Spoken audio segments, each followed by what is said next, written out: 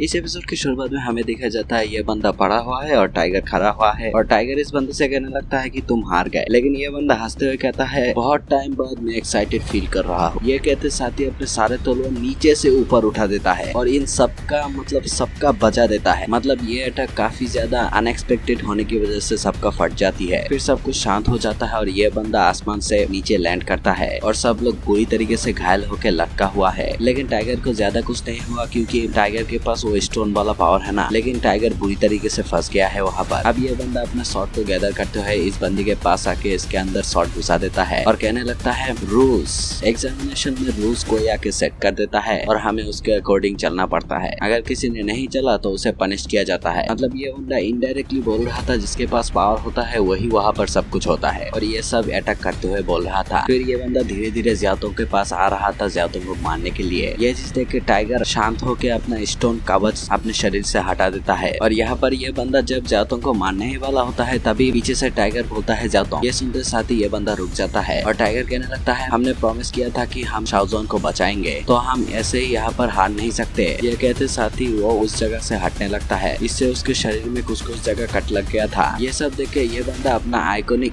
वाला पोज मारने के बाद टाइगर से कहने लगता है अरे यार ऐसा कौन सा चीज है जिसके लिए तुम इतना उतावला हो रहे हो।